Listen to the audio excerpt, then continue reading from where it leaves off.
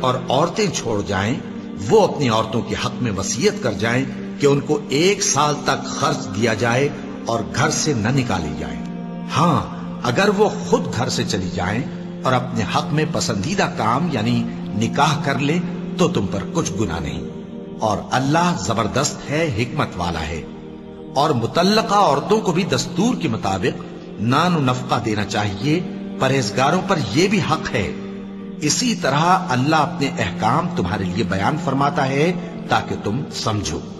بھلا تم نے ان لوگوں کو نہیں دیکھا جو شمار میں ہزاروں ہی تھے اور موت کے ڈر سے اپنے گھروں سے نکل بھاگے تھے؟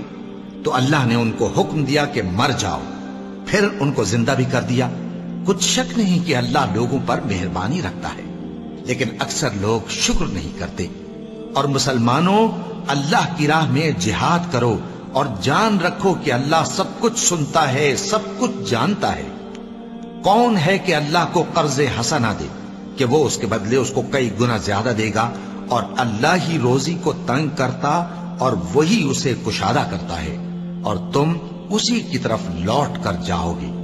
بھلا تم نے بنی اسرائیل کی ایک جماعت کو نہیں دیکھا جس نے موسیٰ کے بعد اپنے پیغمبر سے کہا کہ آپ ہمارے لیے ایک بادشاہ مقرر کر دیں تاکہ ہم اللہ کی راہ میں جہاد کریں؟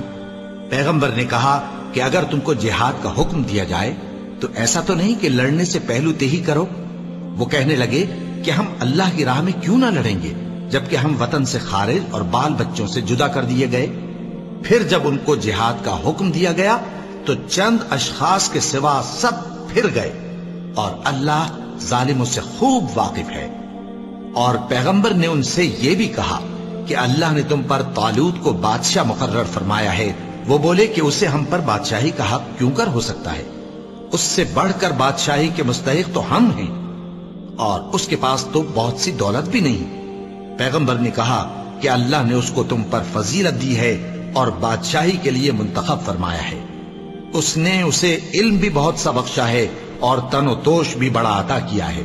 اور اللہ کو اختیار ہے جسے چاہے بادشاہی بخشے، وہ بڑا کشائش والا ہے، دانا ہے.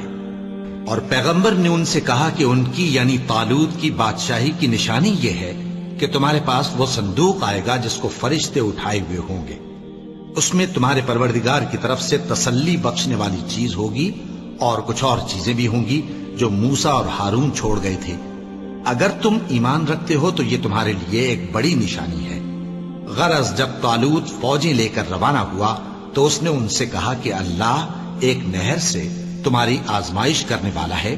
جو شخص اس میں سے پانی پی لے گا اس کی نسبت تصور کیا جائے گا کہ وہ میرا نہیں، اور جو نہ پیے گا وہ سمجھا جائے گا کہ میرا ہے.